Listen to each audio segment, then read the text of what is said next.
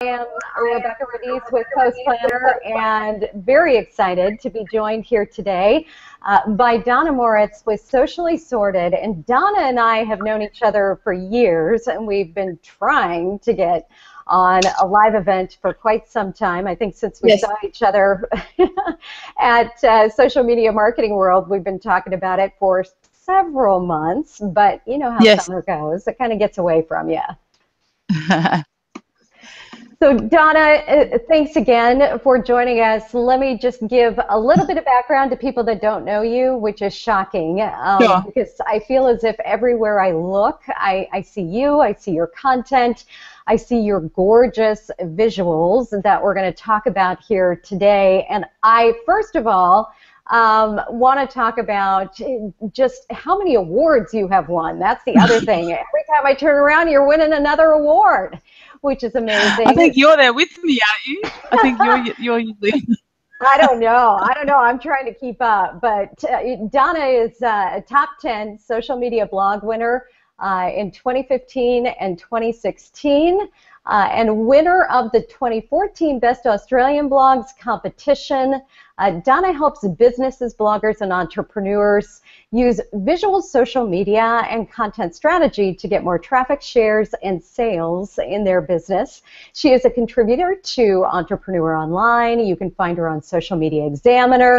She's been featured in Forbes, NBC, Yahoo, The Huffington Post, Entrepreneur, Pro Blogger, and the list goes on and on. And today we get to have her here to talk to us about 7 shortcuts, and I think we might actually give you a whole lot more than that. 7 shortcuts to create visual content for social media. So again, thank you, Donna, for being here. So let's just dive right in and talk about visual content. And I have had the good fortune of listening to you speak on this topic quite a bit and read all of your amazing articles about visual content. And you give me so much inspiration around creating visuals. And I thought we'd start there in talking about what your top inspirations are and what would your top recommendations to people that are looking to use visuals within their business. How could they easily get out there and start creating visuals, even if they don't feel like they're the most creative person? Yeah, there's a few things to consider. Firstly is we have amazing tools now to help us create visual content, as I'm sure you know, which is fantastic. And I think there's a number of places for inspiration. You mentioned inspiration for people that are sort of wanting to start out and not sure what to create. Firstly, I have a great place that I go to look at visuals that work, and that's on Instagram. If you go to Instagram and look at the actual tool companies, so Canva and Later and who else have we got? Over and there's a whole heap of them. Hyperlapse and like all of the tool companies that create visual content tools on mobile or desktop have Instagram accounts, and they're actually creating visuals using their own tools. So it's a great place to go to get inspiration. So I was talking about inspiration. So one of the places I go is Instagram, and all of the tool companies have their own Instagram accounts. So you can go to Canva or Over or WordSwag and all of those tools that you might use to create visual content, and they have their own Instagram accounts. So it's a great place to get content inspiration. And you can hear me okay? We can. Yeah, I'll probably check in occasionally. I will let you know if you're gone. Okay, cool. We need a signal. So the other place that I go, and I got cut off as I was saying it, is I am very grateful to be here. I love Post Planner. I've been using Post Planner for a few years now. I love Josh and the team. It was awesome when Rebecca joined. I thought, wow, these guys are going to be even better now. And your content is amazing, and I've loved watching your content journey. So one place I always recommend that people go is Post Planner, and that is for inspiration as well. So, I mean, obviously it's a great tool for scheduling content and, you know, managing your social media content and scheduling, but the thing I really love about it is that it helps me create a hit list, and not one where people are put in the back of a not that type, trunk. huh?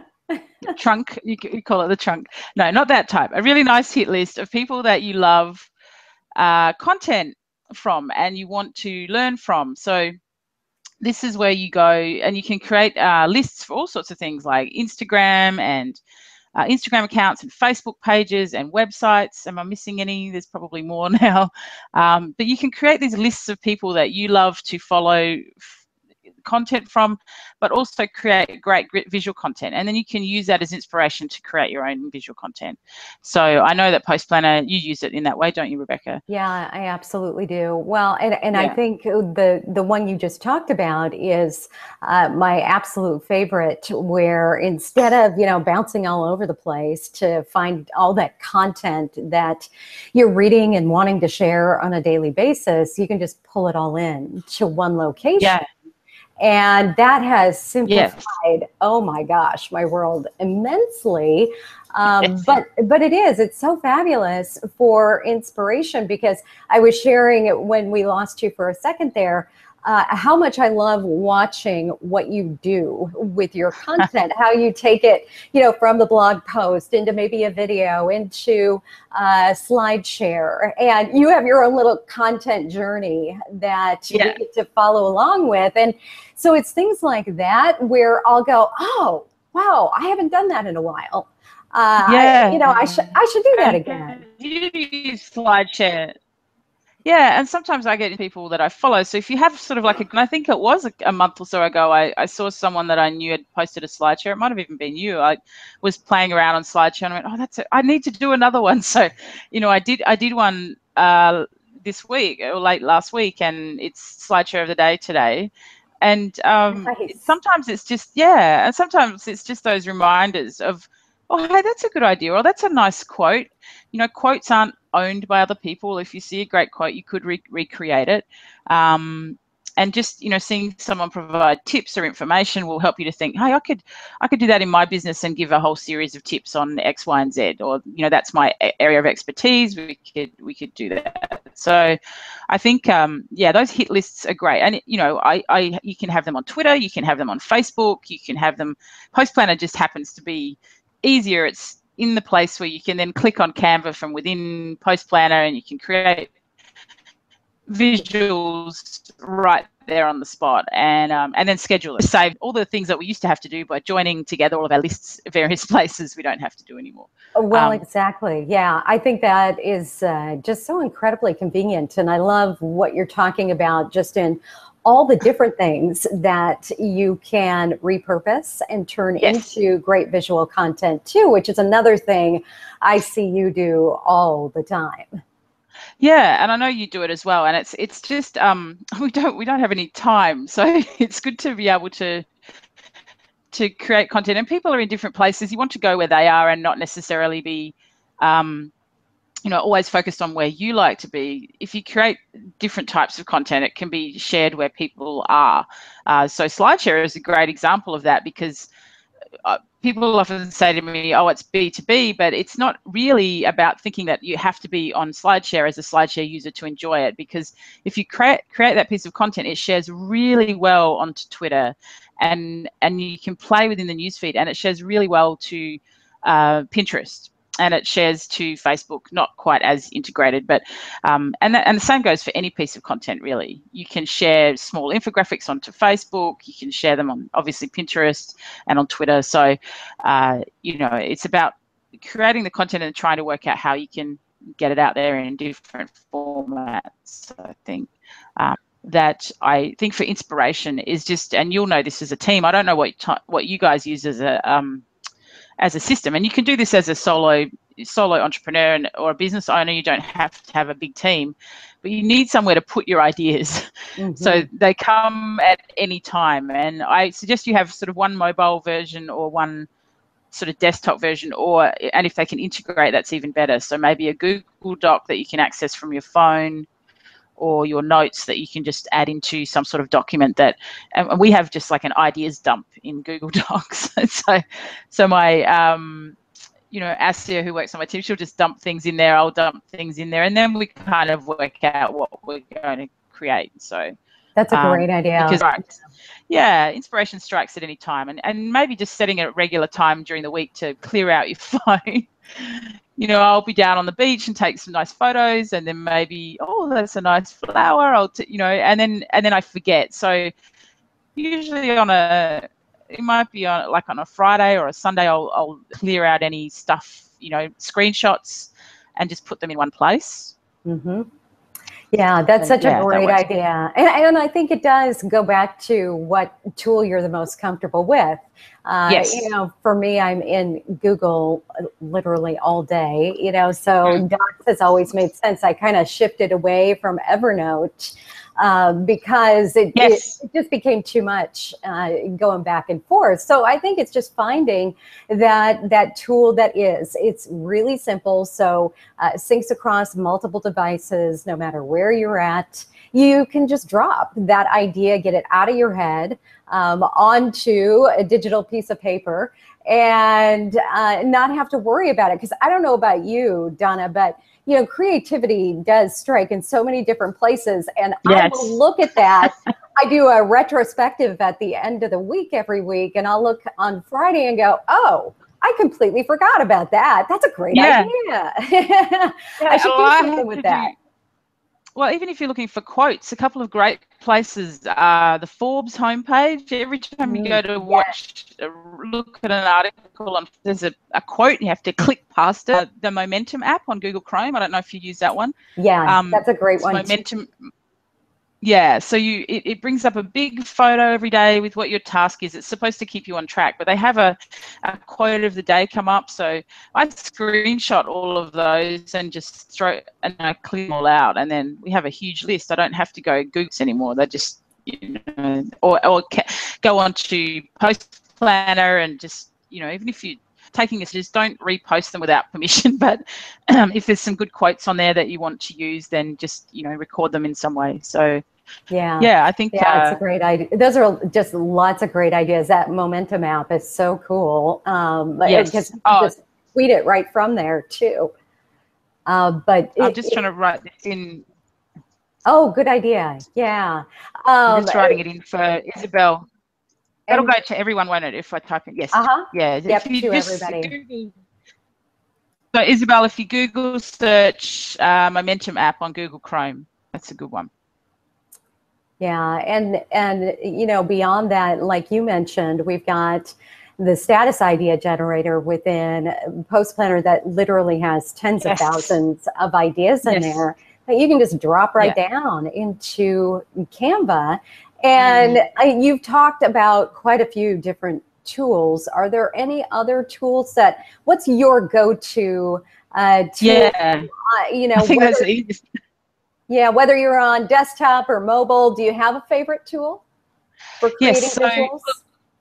I go back to Canva all the time just because I tend to do things a little bit more custom. So we like to have our own use templates, and we have the Canva for Work account, which is around about $10 a month, which is worth it if you've just got a couple of people that are creating content. And I like the fact that they've got the new iPhone app. So that's been great because you can actually open up a series of images in the iPhone app and then just, add a couple more or tweak them. So I tend to batch my image creation on a desktop or a laptop. I just like to have a bit more space to create. But on the go, I would use Canva, iPhone app, or Over, or WordSwag probably as my three image creation apps. Let me get my phone out and have a look. It's usually the best way to have see what's on my homepage. The other one that I noticed has come out, and it's an old favorite. People probably here have used PicMonkey. I love PicMonkey for photo editing and just adding cool effects, and they've got really good stickers and elements you can add. But they've just released an iPhone app. Did you know that? Or I don't know if it's on Android. I don't know. Yeah, so it's I'm all iPhone, so well, it's on iPhone. I don't know. I'm always trying to be respectful to the Android people because And it's pretty cool. It's kind of like you can add text and lots of little stickers and fun effects. But the thing that is great about PicMonkey is they have great photo editing features on their platform. They were always a photo editing tool. So the actual mobile app is has got really cool filters and things like that. So if you want to just jazz up a photo, it's a great tool to use. I also like Do so you that's use probably my Adobe at all? Adobe Post? yes. So I was going to say I use Adobe as one. So I like that Canva goes from the desktop to phone, and Adobe does too. So you can create, and it used to be mainly just the apps, and now they have the web application. So they've got Adobe Post, which is which is your images, and Adobe Voice, which is your video, and you can create really cool little explainer videos. And it used to be only on the iPad, so now it's on desktop. And Adobe Pages or Page, which I haven't really, I haven't used the web page designer much, but it's very cool. It looks really great. So Adobe Post is a really good little app to use. That's on my phone as well. Other than that, a couple that I occasionally play with are Studio and Brander. They're from the same company, and they've got really great. The thing with Studio is that people and designers are creating little overlays that you can put on top of your photos. So it might be, but first coffee, or coffee, I need coffee now, or something like that. Whatever it is, someone's created a really cool overlay, and you're wanting to just post a quick morning shot. You can choose that overlay and remix it onto your photo. And they've got thousands in there under all sorts of categories: travel, business, motivation, life, beach, whatever. And people are creating all these really great overlays. They're really beautiful, and you can just add your own photos underneath and repost them. So Studio is a great one for just when inspiration's lacking. You can go in and you just need a photo to put behind it. So yeah, and Brander is their version of that for small business. So there's a few more bells and whistles and stats and things like that. That's their paid version. I think that's for static images. They'd probably be my go-to. And on a desktop, the two that I'm loving for people to create images, especially if you just need a bit more structure. Obviously, Canva has templates and they're great, but if you go into either Relay or Design Feed, have you used? You've used Relay, I know. Oh yeah. Yeah, and they're both tools that, how would you describe them? They auto magically create visual content for you. That's a great way to put it. Yeah, you add in all of your assets, I guess, and there's probably more to add into Relay. It's probably a bit more robust. There's a lot more behind the scenes templates in Relay, but Design is my dishwasher singing. Design Feed is probably simpler, but at the moment at least, and I like it that way because you just putting in a heading, subheading, logo, and they'll both basically spit out all of these wonderful images of different image sizes and styles, and then you can tweak a little bit, especially in Relay. You can tweak and change, whether you want a particular layer to appear, or you want to remove a logo, or change a border or something like that. You've got a little bit of customization. Is that how you describe them? I guess. Yeah, most definitely. I think you're absolutely correct. It's kind of Design Feed, and then Relay, and then Canva in terms of customization and how much control you have. Relay is my go-to for just a quick.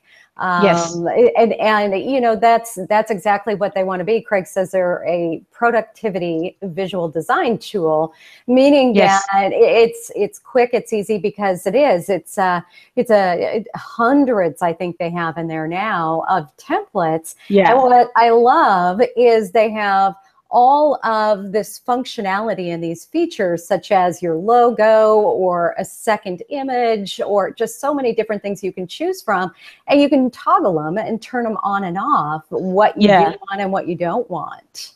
And I think it's a matter of playing you have to really get into Relay and have a play around, and some of the templates might not suit and then others will, and then you can find the ones that work. I know people that have done podcasts have found it really useful because they can batch a whole bunch of images with all of their podcast guests, and I think, excuse me, I think all three of them are great for if you don't feel like you have visual design skills. You can go in and create with templates based design, and then you can move on to other types of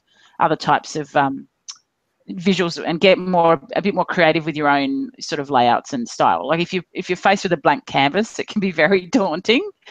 But that's the beauty of all of these tools. They sort of come in with something created, and then you can go back to a blank canvas. But I think, like I said, there's never been a better time. If you look back 3 years ago, we just didn't have the tools we have now.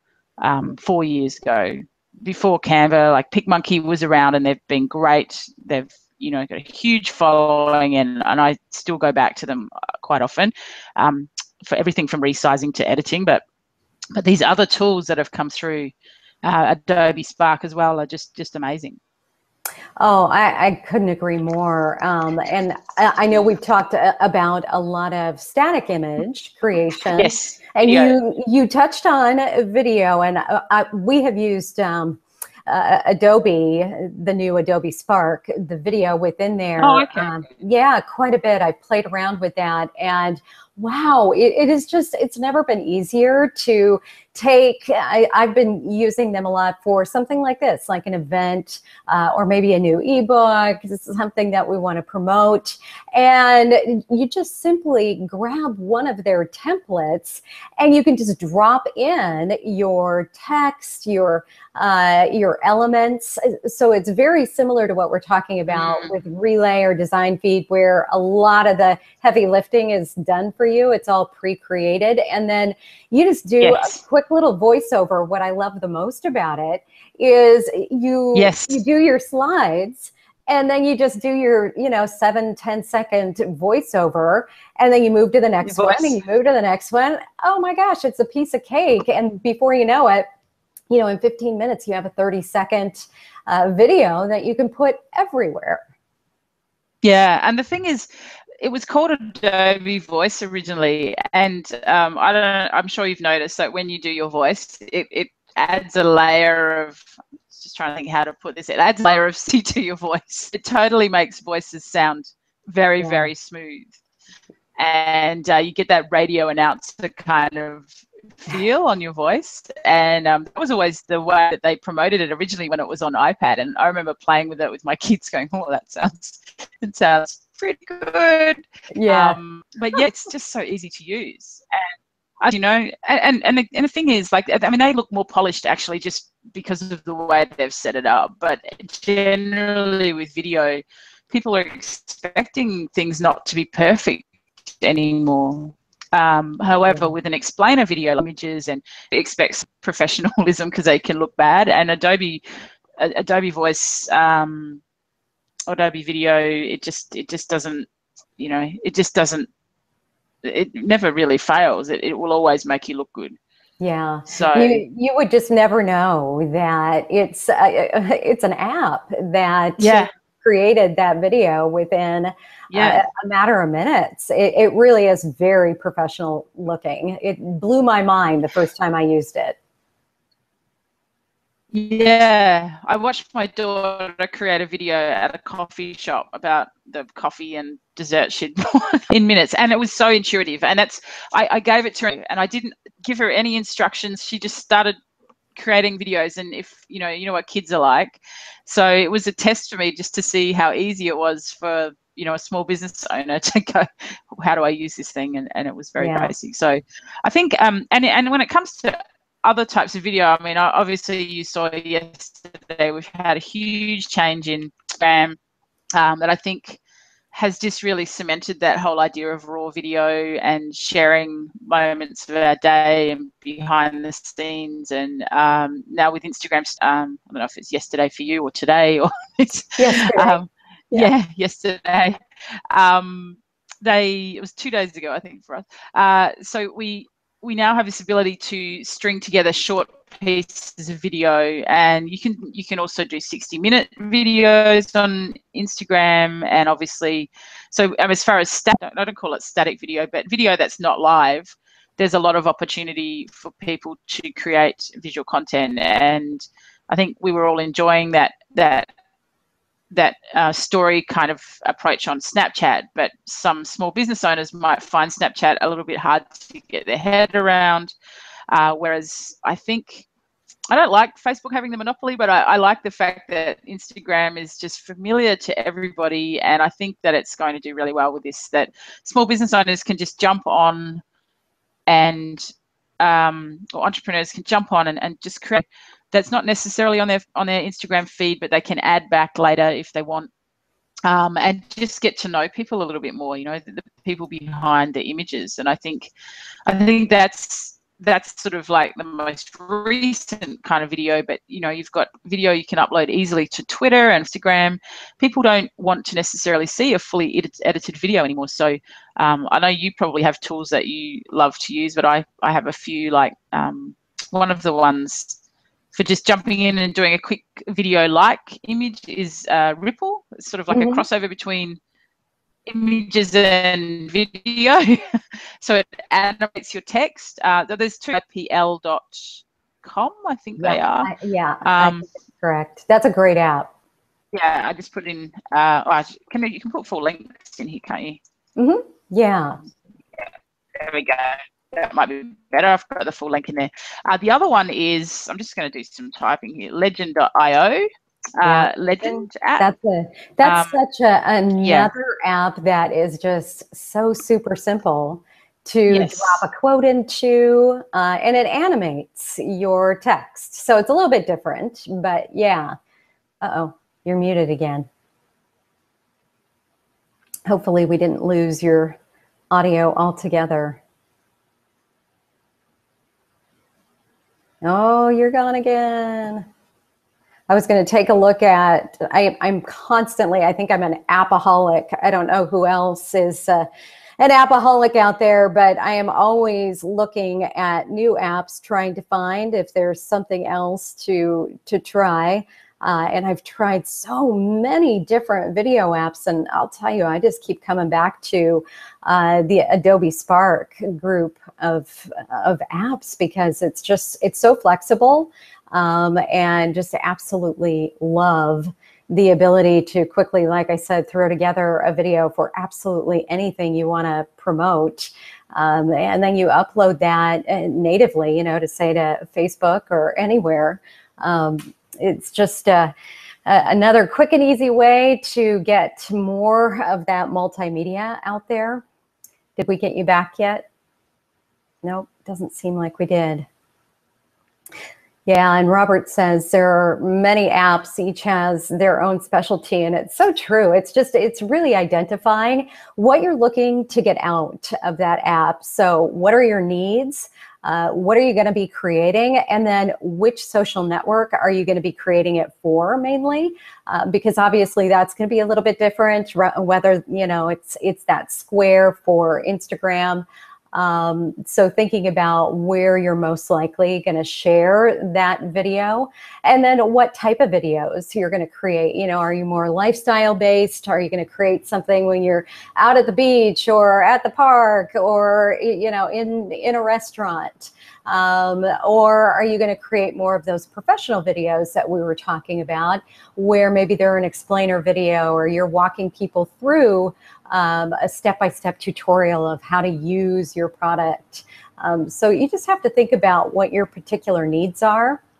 Once you figure that out, then you can start to look at just the multitude of apps that are out there. The other app that I am having so much fun with is Prisma.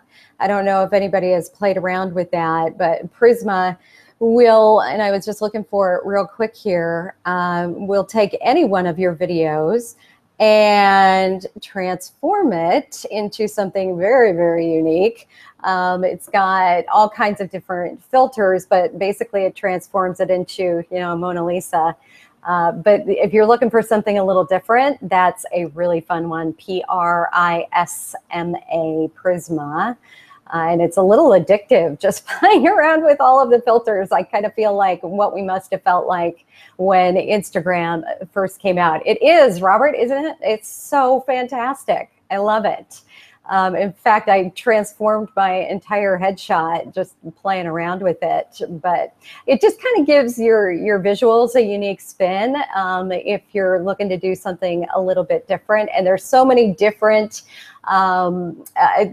different features within it that you can really capture the essence of your brand too by playing around within that as well. Good. I wanted to say about Prisma. Prisma is very cool if you've got something that's really boring to photograph.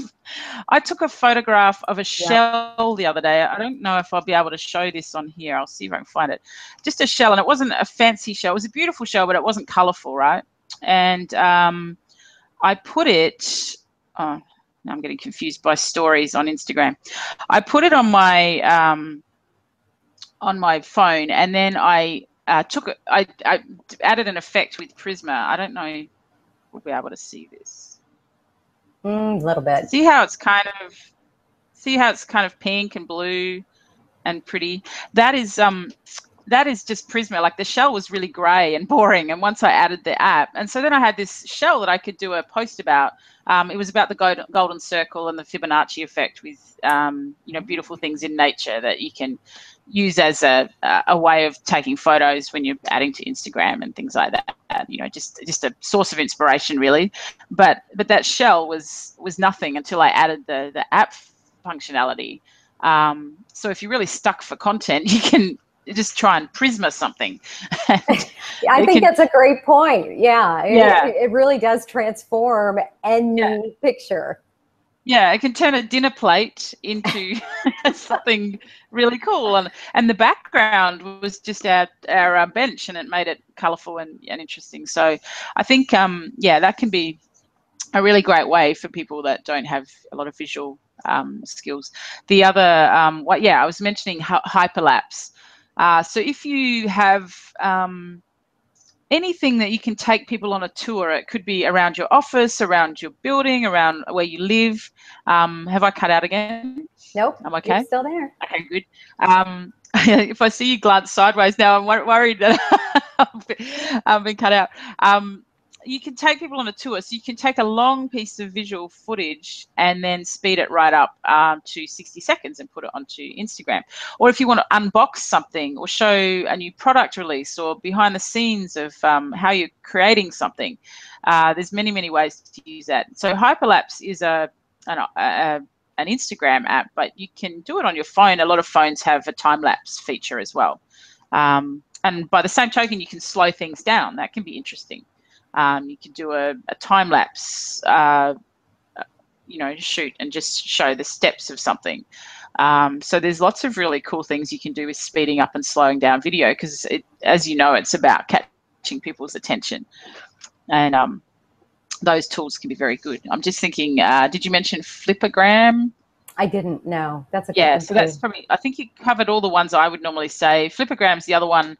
And that's another case of, you've probably seen where people do the montages of all their favorite photos of the year at New Year's Eve. And that's usually Flipagram that people use. But if you go to Flipagram on Instagram, there's amazing examples of how people are using video and still photos together on Flipagram to create really, they look really well edited. I think it edits your little video really well. So that's a great one just to put a few things together. Yeah, I know. It just feels like there are new and amazing apps that are coming out every single day. And yes, it is fun. And that no matter what your need is, and that's what I was talking about, it really comes down to determining what you need that app for. You can find it. Yes, it's probably out there. And the other thing is that if you get overwhelmed by apps, I always recommend do what we talked about at the start. Grab your favorite ones, put them on one screen of your phone, and just focus on that. And then when you have time, have a second screen with the ones that you're just putting that, oh, that looks cool, like Prisma app that you know you're going to go down a rabbit hole when you play with it. And the other thing that I recommend is just play with your phone as a video tool. Like, you don't need to always be using apps. So it can be very powerful to just create a video, just face the camera, or just, you know, showing something and then posting it up on Facebook. You know, you get more reach. On Instagram, it's eye-catching, and now we've got Instagram stories. And on the other one that you probably know about is Twitter. Like, people do not upload many videos to Twitter, and they stand out so well. They play really well in the newsfeed. And I just wrote an article recently about a car company in Portland, Oregon, that sells Lexus. And you would not think they'd be great at social media, but I was going through my notifications one day, and I had a post from just someone saying thank you for following, and it was from the Cooney Lexus of Portland dealership.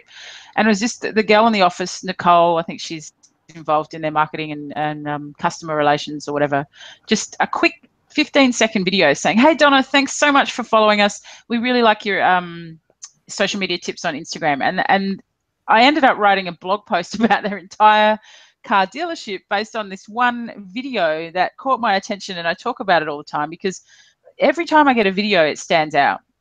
And even if it's someone I don't know, because very few people do it. So just doing a personal video, or even just a video that's, you know, to your audience, can be very, it can have a great connection. Yeah, well, and Twitter, it's amazing to me how I think there is that misconception that you can't use video, or that it's not interesting on Twitter. And not only does video, but GIFs do, you know, so well on Twitter. Yes. Just look at any chat. Yes.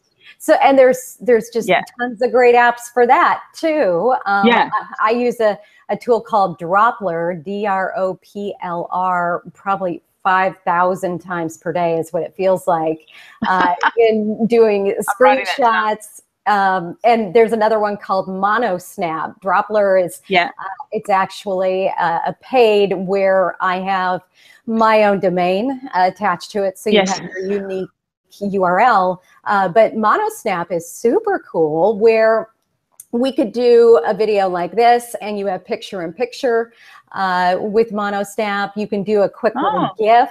So they're wonderful for training. So let's say, for example, you have an assistant, and you need her to help you with, well, maybe it's Canva. Let's just talk about from a visual design perspective. And you need to show her, you know, how to drop that text in, and how to go ahead and add some elements. That's great. You could just do a quick screen capture. I use that every single day in just that way, and so many others, because I think about it, most of us are so visual, and I do so much better when I hear somebody, I see it, as opposed to just the instructions laid out in a big long doc. That's a great idea. I have heard of it, but I hadn't. I've been looking for a tool that does the great, you know, the short videos and the GIFs. Oh. I know. However you want to say it. Yeah. And it's so funny. You can look up any. I think I was laughing with my friend yesterday about something. I won't incriminate who I was laughing about, because it's my husband, but we were laughing about something, and it's a joke that he and I get about the Tyrannosaurus Rex with its short arms, you know. And there's a movie, Meet the Robinsons, where, you know, it was just a joke that they didn't think this through. I've got a very large head and short arms. This is the T-Rex. And you could look that up and get a GIF of it immediately. You can always find these little snippets of whatever you think of in popular culture that can sort of highlight the joke. But as far as training, that's brilliant to show that process. And I've used them, on a couple of blog posts recently, just showing how the Canva app works. And sometimes it's easier just take a couple of photos and snip them together versus having taking a video. You know, it gives you lots of options. Yeah, I couldn't live without it. I don't know how I did live without it before, but yeah, there's so many Yes. different uses to it. Yeah. For me, working with my team, what it automatically does is it turns everything into a link. So Yes. rather than That's trying fantastic. to, download and upload and all that craziness, it's just boom, quick screenshot. And what Yeah. else I love about it is all the annotation. So I can Yes. circle, I can arrow, I can put text on it, which I use for my blog as well. Yeah. So, I'll be if you're, moving over there as soon as we get off this. I'll be. you will love This sounds like it. I knew Yeah. I'd get a couple of tools out of this conversation that I'd be wanting to check out. Actually, on that note, there's probably a few. We were talking about it yesterday under that whole image editing, like how to deal with images. Uh-huh. I think it's worth mentioning to people because you start creating visuals and then you've got to work out how to compress them to get them on your blog post, how to find a color that you want to match, how to clip something. So they are great clipping or just sort of gathering information and putting it in a great format for people to watch. I'm just checking. I've got a couple written down here. As far as there used to be years ago, if you wanted to remove the background of an image, so you could have a PNG transparent format. Sharon's just asking what the app was there. I don't know if you probably, I think Rebecca's put the link in there. So Yeah, I did for both Droplr and yeah. Monosat. So one thing I always recommend is if you're getting anything created by a designer, even if it's a header or some sort of image or a poster, ask them if you can have any of the design elements or illustrations as a PNG format. I've been doing that for years. So now I have a whole library of pictures of cameras and video cameras and things like, there's clapper thing from movies. We've got like, photo images, Polaroid pictures, all sorts of things that I can use when I'm talking about visual content. And they've all got transparent backgrounds. So you can import them as an image, as a PNG format. So I'll just write it down here, PNG format. And it allows you to put them over any background. You know how this works, of course. I'm sure you've done it many times, but it's a bit like if you have your logo with a transparent background, and it gives you lots of flexibility to create custom images. But it used to be that you had to pay a lot of money to have the background removed from an image. You remember the days when we had to Oh, pay a yeah. fortune? Yep. Yeah, I remember getting a quote for $50 US from a designer here to do one, and I was like, wow.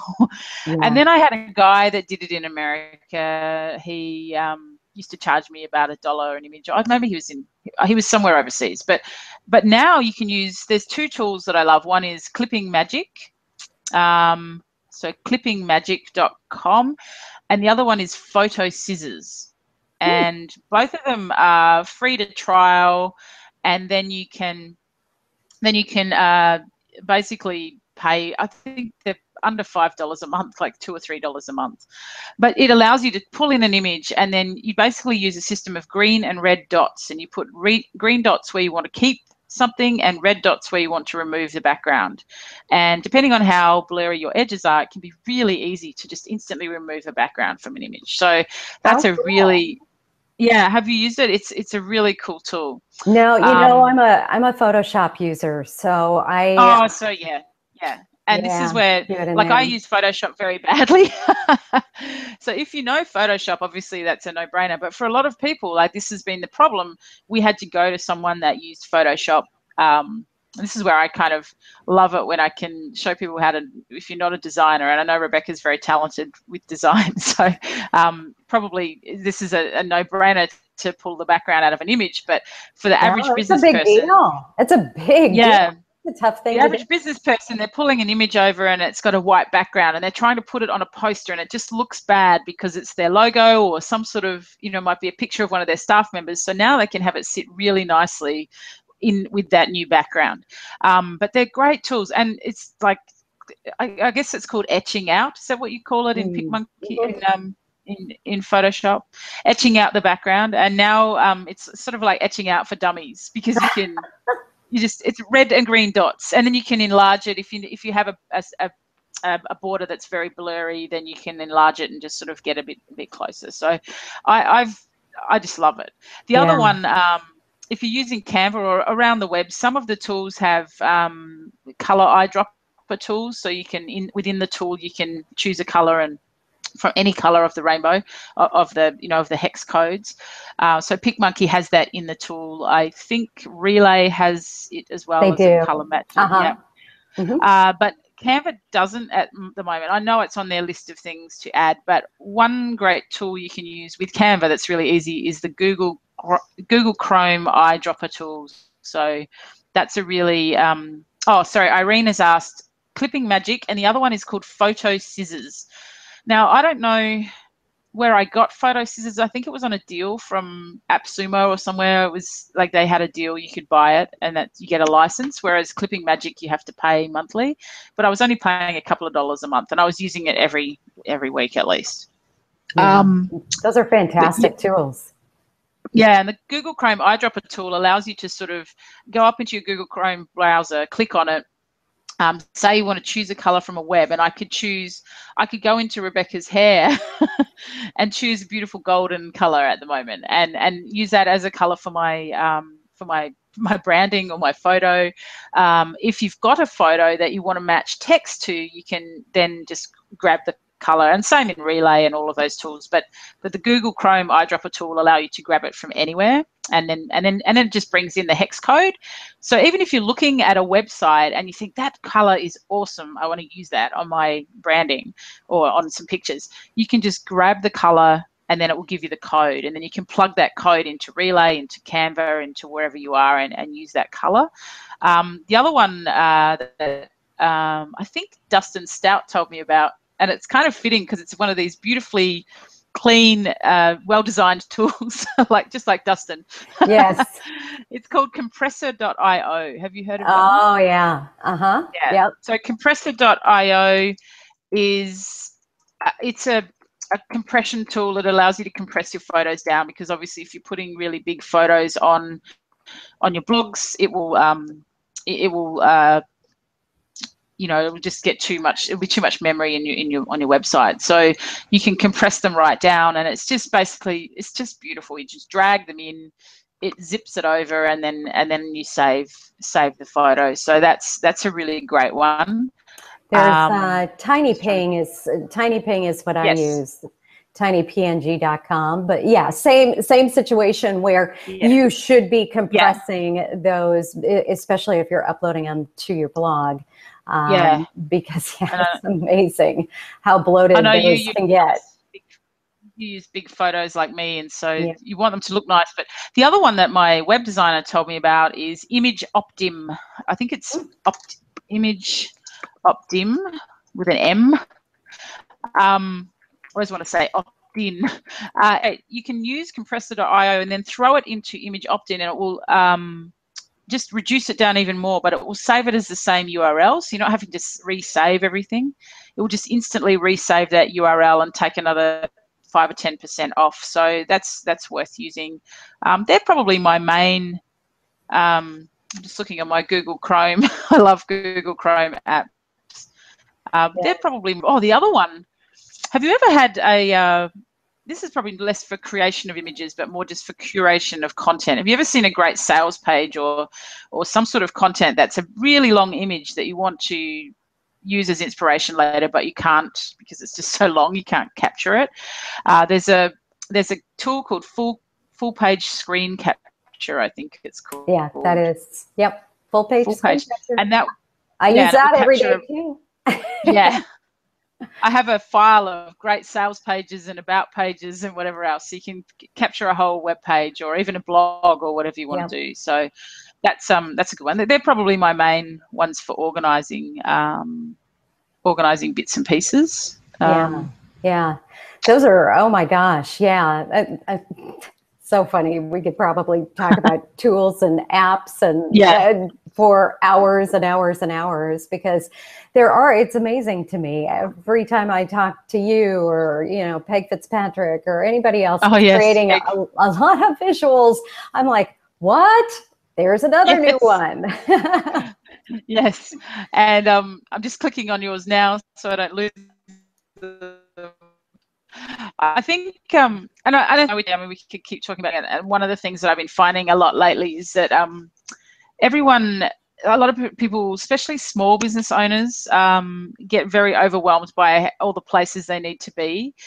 And one thing I've been talking to them about lately is just really focusing in on one platform. Have you found, I mean, I know Postplan is probably a great example of this.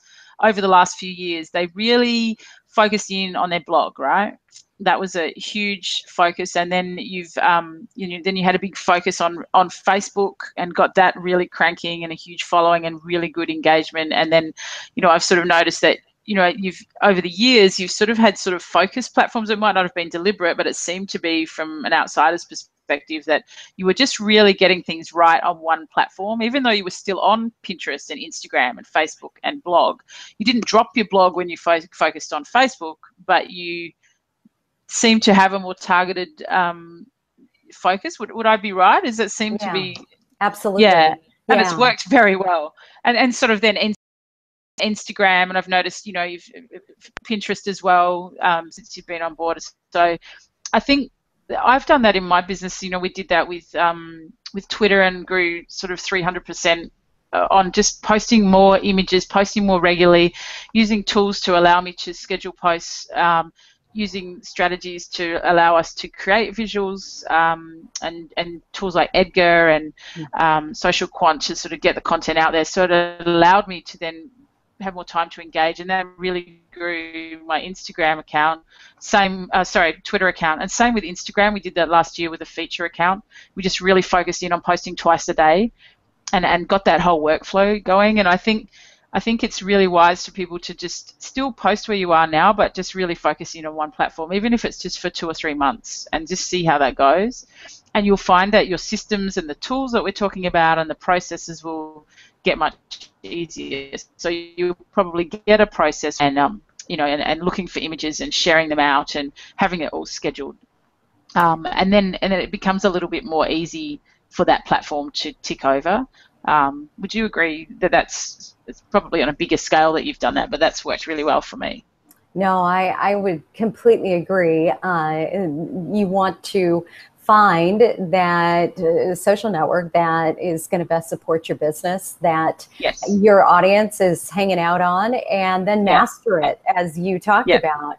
I think that's where so many people I talk to on a daily basis, they kind of go astray because they try to take it all on at once, and then they wonder why they're totally overwhelmed and overloaded as you're trying to juggle all these different social networks, and you haven't found your exact flow, your workflow on each one of those. So yeah, I think it comes down to really mastering that and nailing down what your process is, what those tools are that you're going to use, what your workflow looks like on a daily basis. And then you start to add in another one, and then you start to layer upon that.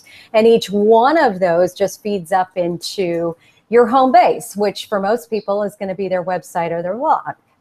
Yeah, and I think, and a lot of businesses, they just don't, they might only have the bandwidth to do 2 platforms. It might be Facebook and Instagram, or their blog is even just, I was doing a workshop last week on how to do blogging for the tourism industry for our local tourism organisation, and they don't have a lot of time, and so that you can get in, if you can just get good at one, it can really it gives you confidence too, to know, okay, we can do that, and you can train someone to help you, and then you can move on to something else. But you don't have to drop all the others, but they're not going to do any worse than they were anyway if you're focusing in on something. Yeah, absolutely. I think that is a really good place for us to kind of wrap up. I know we blew past the hour, and I want to respect your time and everybody else's, but we had some challenges, and you've had, oh my gosh, so much to share. Yeah, I'm so sorry. I don't. No, it happens. I'm just glad we kind of worked through them, and rebooting was the answer.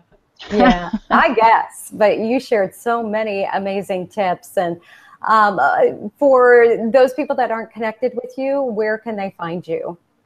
Sure. So my blog is sociallysorted.com.au, and I'm an AU. But if you do go to the .com by accident, you'll find you'll still get rediverted. So yeah. So sociallysorted.com.au is where I blog, usually around weekly on visual social media and content strategy. So if you love Rebecca's blog and you love Post Planner, it would be probably a good mix. They're both blogs that I love and get inspiration from, so it's a good fit. And you can subscribe. We have an insider. We have Socially Sorted Insiders where I send out tips on tools and just an easy tip and a blog post every week. But one place that everyone can come if they're interested, and Rebecca's in here as well, is we've got a Facebook group called Visual Content Creators. I can probably give you the link. It's a great group. Yes, groups, visual content. If you Google it, you'll be fine, but hopefully that will work. Visual content creators. And so we just share, tips and tricks and tools for creating visual content. And the idea is that you don't have to be a designer to come in. It's, anyone can ask a question. And the beauty is there are designers in there that are really friendly, and they will help you out as well. If if some of us don't know the answers, there's always someone to jump in. So that's been great. We had someone asking for a tool to create a special kind of background. The other day we had someone asking for some advice on sizing for images and which tools to use, and there's always someone jumping in. So it's a great group. We're about to start a challenge, or we have challenges.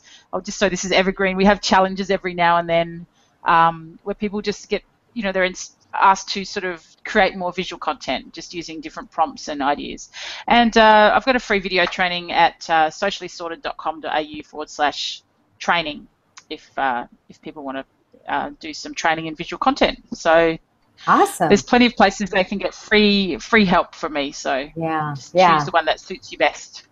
No, that's fantastic. Yeah. And thank you again for being here and for making this happen, and for welcome. Sharing so much with everybody today, and just giving us so much to take away and go play with on our phones, on our laptops, our desktops. And I get to take away tips and tools too, which is great. So yeah, thank you very much. It's always a pleasure to talk to you, Rebecca. I always feel inspired when I go away. I'll probably be creating visuals after Me too. I totally agree. I feel exactly the same way. So thanks again, Donna. I love connecting with you. Appreciate it. Okay. All right. Have a great evening. Yes. And you have a great day. I will. All right. Thanks. Take care. Bye-bye.